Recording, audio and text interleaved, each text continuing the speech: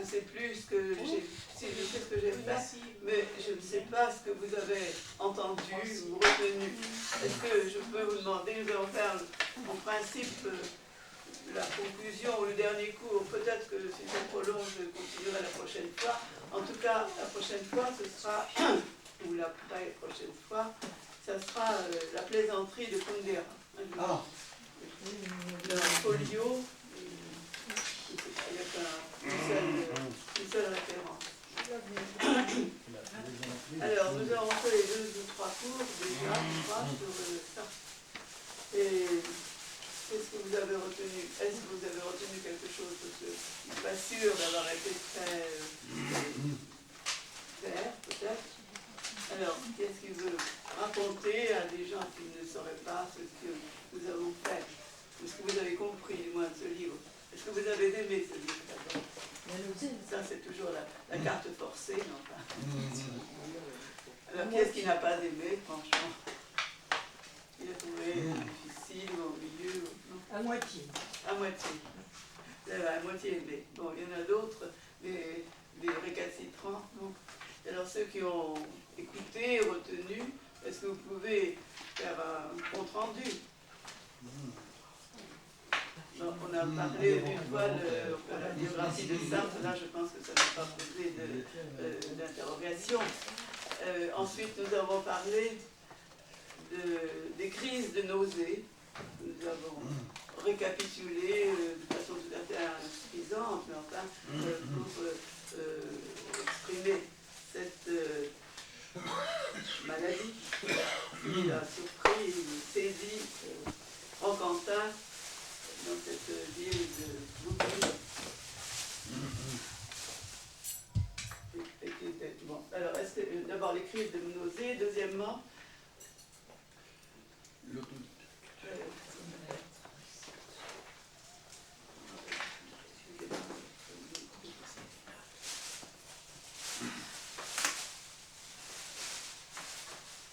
oui, alors, voilà, la crise de nausée, c'est-à-dire le problème de l'existence.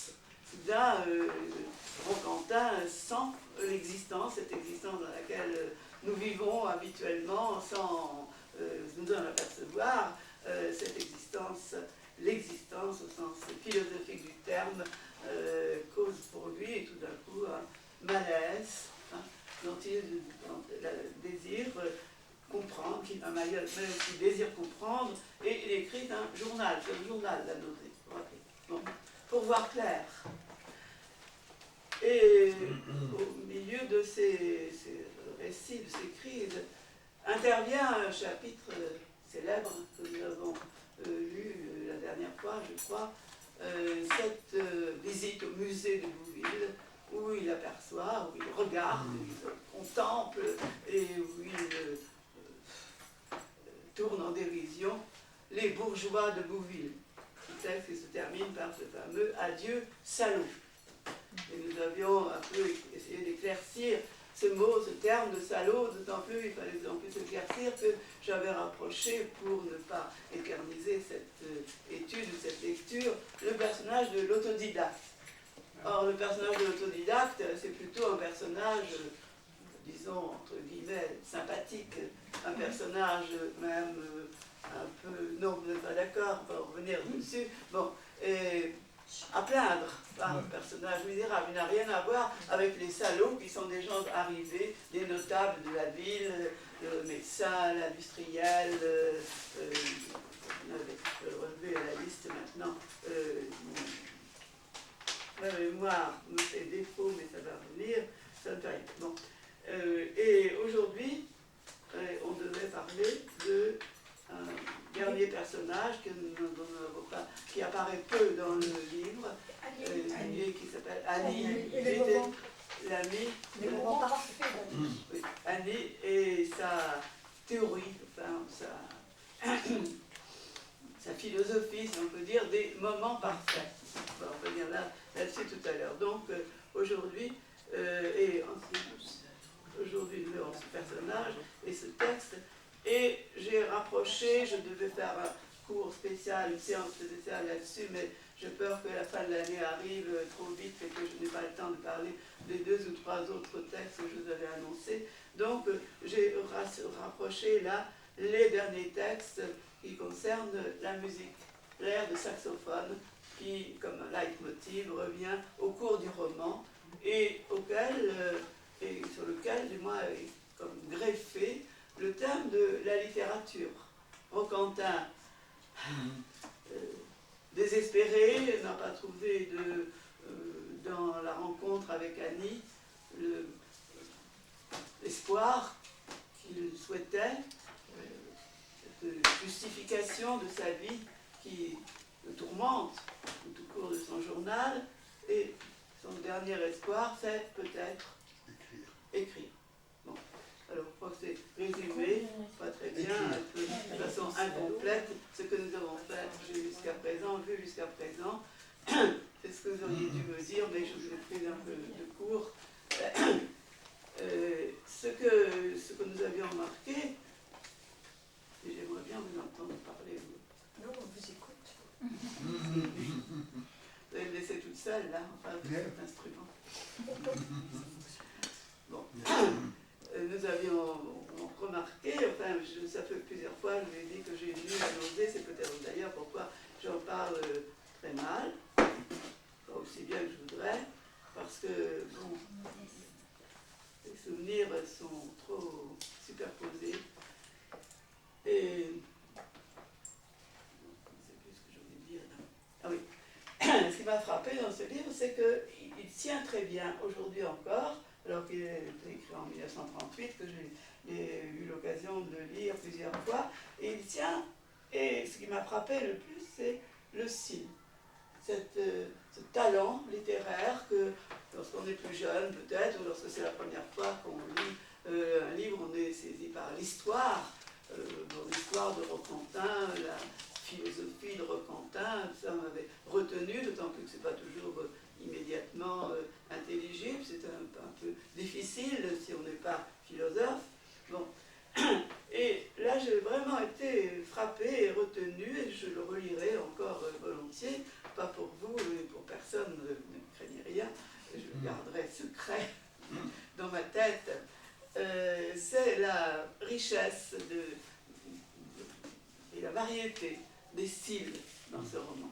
J'ai d'ailleurs été très confortée par la lecture d'un dernier critique là, que j'ai découvert la semaine dernière à la bibliothèque, qui dit, mais en fait c'est un roman peut-être du mal de vivre, peut-être de la difficulté de vivre, puisque c'est le titre de l'étude cette année, des lectures de cette année, mais plus que ça, c'est peut-être un roman de l'écriture.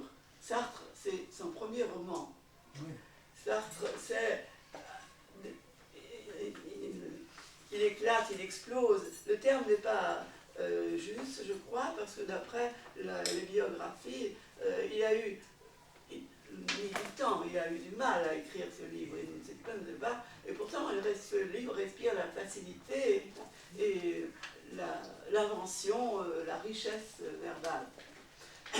Donc c'est surtout ces aspects-là qui m'a retenu, et c'est ce que nous allons voir ensemble, donc à partir des lectures. Je ne vais pas vous résumer la philosophie de Sartre, d'abord, j'en serais incapable. Je n'ai jamais lu L'être le néant, je vous l'avoue. Et bon, ce que je vais faire avec vous, c'est ce que vous pouvez faire vous-même à partir du livre. Bon, alors cette diversité des thèmes, des scènes, des personnages, obéit cependant, enfin, du moins obéit à l'idée de faire un journal discontinu, enfin, aboutit à un texte très discontinu. Ce discontinu, c'est à quelle signification? Quand vous avez lu ce livre, vous avez peut-être été déconcerté par cette histoire qui semble s'arrêter, repartir sur un autre thème, avec un autre personnage, revenir, se répéter. Quelle signification ça prend-il? pouvez tricher un peu parce que vous savez déjà ce qui est décrit dans la nausée, c'est la nausée, c'est-à-dire une maladie à répétition, à reprise, un malaise qui repart et qui n'obéit pas apparemment à une logique. Hein. Donc cette absence apparente, première, de sens, de signification du livre, elle peut déconcerter la première fois le lecteur et elle est figurée par l'aspect discontinu, découpé du texte, avec des dates dont on ne sait pas très bien la nécessité. En fait, c'est écrit, je crois, de janvier à février, la durée de l'action d'un mois et demi, on dit, compter les exégètes. Bon. Mais cette diversité, ce qui m'a frappé dans les textes, trois textes que nous avons choisis aujourd'hui, c'est qu'ils sont tout de même enchaînés de façon très rigoureuse. Il y a une construction. Sartre n'écrit pas, c'est pas l'écriture spontanée, c'est pas surréaliste, dont il n'aimait pas la théorie. C'est un livre très concerté. Et donc nous avons quitté la dernière fois le texte. Vous vous rappelez au moins ce que nous avons fait la dernière fois? Que j'entends votre voix. Bon. La conversation avec l'autodidacte, autour du repas, l'autodidacte a invité Roquentin au restaurant. Bon. Et il s'est livré à lui, dans quel sens? Je ne me rappelez plus. Il a fait, Roquentin lui ayant dit, demandé s'il avait des amis dans la ville, et il a dit, mais mes amis, ce sont tous les hommes. Vous vous rappelez maintenant, ça vient. Bon. Éloge, apologie de l'humanisme. Mes amis, ce sont tous les hommes, a dit ce personnage que Sartre ou Roquentin appelle l'autodidacte. Pourquoi l'appelle-t-il l'autodidacte? Parce qu'il se cultive par il apprend les auteurs par liste alphabétique. Non, parce que s'il l'a rencontré, il a fait sa connaissance à la bibliothèque, hein, et il a été un peu surpris d'apprendre que ce personnage lisait les livres par ordre alphabétique. Il s'instruit tout seul, il n'a pas de fil directeur, mais il est très heureux de cette découverte des livres. Et ayant un auditeur à ce repas, il s'attarde sur son bonheur et sur sa fierté. Voilà. Et alors, on ne va pas relire ces textes, on l'a lu il y a 8 jours. Quelle est la réaction de Roquentin devant cette déclaration de l'autodidacte? C'est page 174.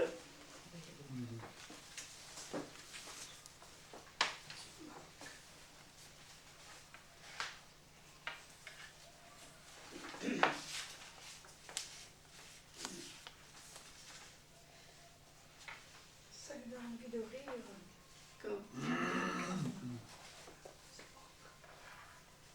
C'est vrai qu'ils ne savent pas, eux, qu'ils existent. Eux ne savent pas qu'ils existent. Il est aussi seul que moi. Vous vous rappelez ça? Je lui ai gâché, il se reprend, Roquentin, il dit, je lui ai gâché son plaisir parce que je n'ai pas applaudi assez à son adhésion au Parti socialiste. Et il se reprend, il est aussi seul que moi, personne ne se soucie de lui. Je vous lis parce que vous avez l'air d'être un peu réchauffé, comme moi d'ailleurs. Seulement, il ne se rend pas compte de sa solitude. Au fond, il est aussi seul que moi. Ouais. Eh bien oui, mais ce n'était pas à moi de lui ouvrir les yeux. Je me sens très mal à l'aise, je rage, c'est vrai, mais pas contre lui, contre les Virgans et les autres, tous ceux qui ont empoisonné cette pauvre cervelle. Si je pouvais les tenir là devant moi, j'aurais tout à leur dire. À l'autodidacte, je ne dirais rien, je n'ai pour lui que de la sympathie. C'est quelqu'un dans le genre de M. Achille, quelqu'un de mon bord, qui a trahi par ignorance, par bonne volonté. C'est l'homme seul. Bon. Et l'autre répond, un éclat de rire d'autodidacte me tire des rêveries moroses.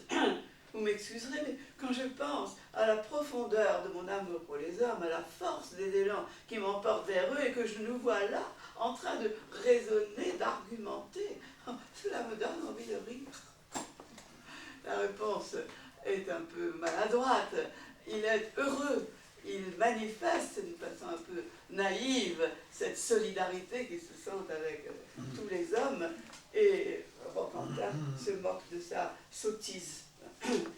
Cette,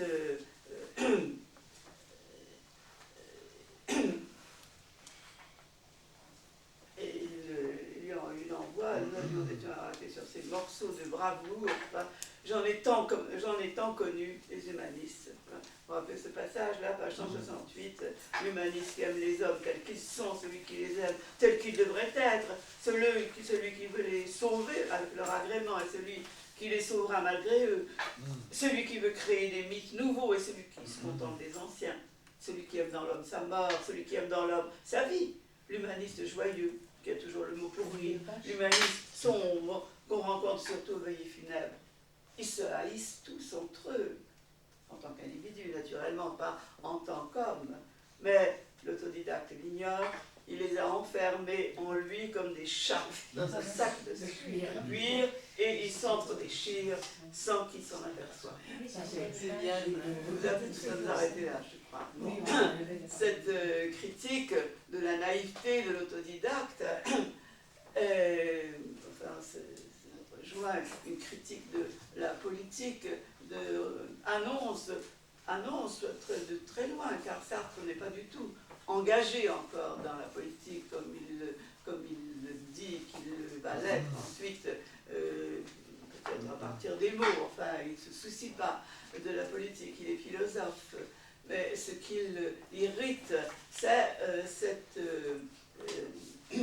mauvaise foi, pour employer le terme philosophique, cette mauvaise foi des hommes qui se prétendent aimer l'humanité, qui prétendent qu'ils aiment l'humanité, et qui se haïssent car ce sont des ambitieuses ou ce sont des imbéciles. Le texte de Roquentin, on peut dire Sartre, enfin la question se posera, Roquentin a-t-il quelques ressemblances avec Sartre ou Sartre a-t-il inspiré Roquentin? Bon, en tout cas, ce morceau-là inspire sa verve, on pourrait parler d'un morceau de bravoure. C'est écrit non pas pour l'autodidacte qui ne l'entend pas, c'est écrit pour lui-même. Il a le plaisir d'écrire, des phrases qui utilisent d'ailleurs ses souvenirs plus ou moins scolaires, les hommes tels qu'ils sont et les hommes tels qu'ils devraient être. C'est un sujet, je ne sais pas si vous avez fait ça, donc vous prépariez le baccalauréat. C'est un sujet de dissertation classique, Racine peint les hommes tels qu'ils sont, et Corneille tel qu'il devrait être, etc. Bon. Le livre est quelquefois difficile à lire parce que Sartre s'amuse avec toutes ces bribes de littérature qui peuvent traîner dans sa cervelle, aussi bien dans la vôtre ou dans la nôtre, et qui sont des allusions dirigées vers le lecteur, de jeu d'écrire. J'insiste là-dessus parce que finalement, pourquoi Roquentin écrit-il et pourquoi Sartre écrit-il, il le dira assez, 13 ou 14 ans après, en 1962, dans les mots. Je ne sais pas rien faire d'autre. Bon. Il est comme ça, pour écrire. J'écris pour écrire. Bon, on va revenir là-dessus. Bon. Donc,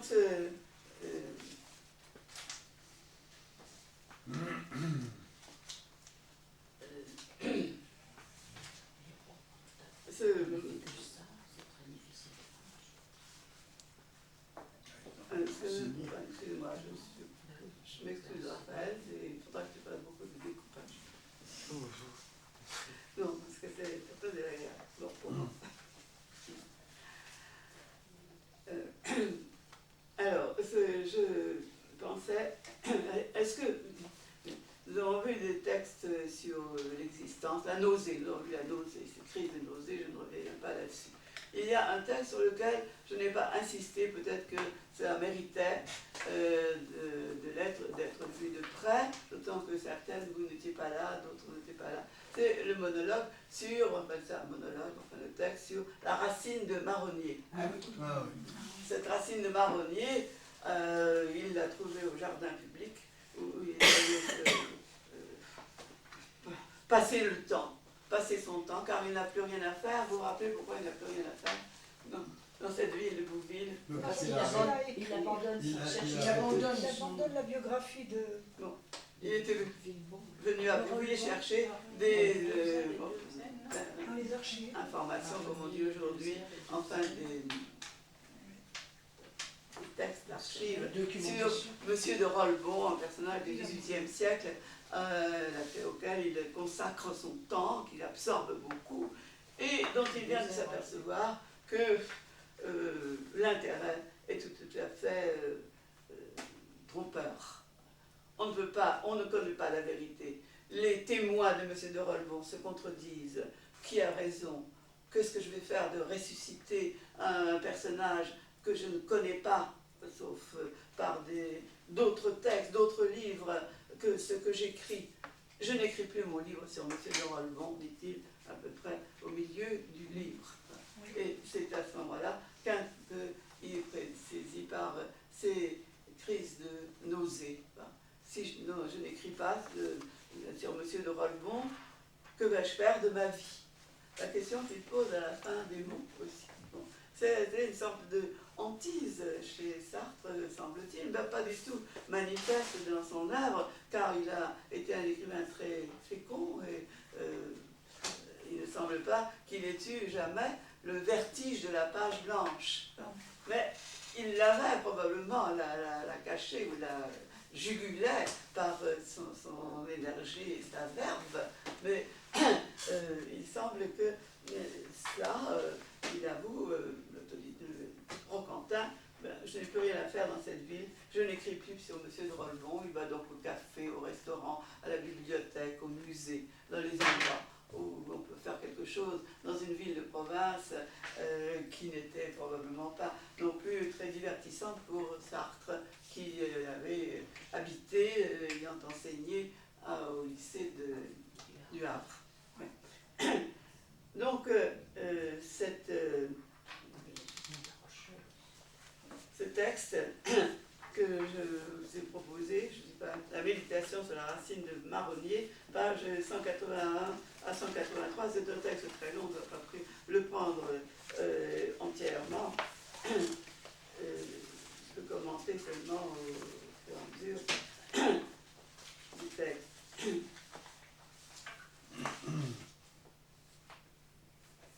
Donc, j'étais tout à l'heure au jardin public. Alors, quelqu'un veut bien lire?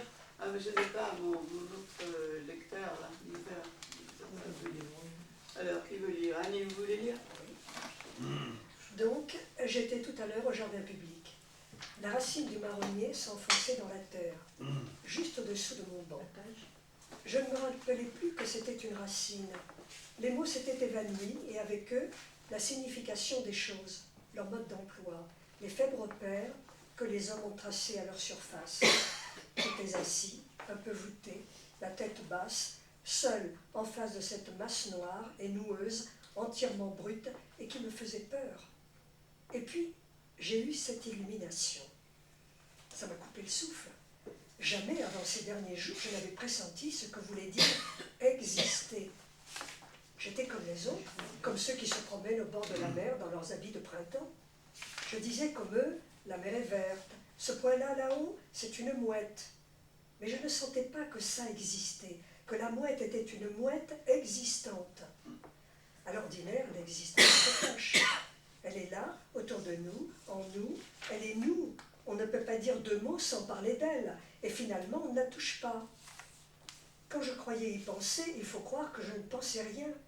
J'avais la tête vide, ou tout juste un mot dans la tête, le mot « être ». Ou alors je pensais, comment dire, je pensais l'appartenance. Je me disais que la mer appartenait à la classe des objets verts, ou que le vert faisait partie des qualités de la mer. Même quand je regardais les choses, j'étais à 100 lieues de songer qu'elles existaient. Elles m'apparaissaient comme un décor. Je les prenais dans mes mains, elles me servaient d'outils, je prévoyais leur existence. Mais tout ça se passait à la surface. Si l'on m'avait demandé ce que c'était que l'existence, j'aurais répondu de bonne foi que ça n'était rien, tout juste une forme vide qui venait s'ajouter aux choses du dehors, sans rien changer à leur nature. Et puis voilà, tout d'un coup, c'était là, c'était clair comme le jour. L'existence s'était soudain dévoilée. Elle avait perdu son allure inoffensive de catégorie abstraite. C'était la pâte même des choses. Cette racine était pétrie d'or de l'existence, ou plutôt la racine, les grilles du jardin, le banc, le gazon, rare de la pelouse. Tout ça s'était évanoui. La diversité des choses, leur individualité, n'était qu'une apparence, un vernis. Ce vernis avait fondu. Il restait des masses monstrueuses et molles, en désordre, nues, d'une effrayante et obscène nudité. Bon, le texte un peu loin à lire, on va reprendre un peu plus loin. Il dit c'était clair, c'était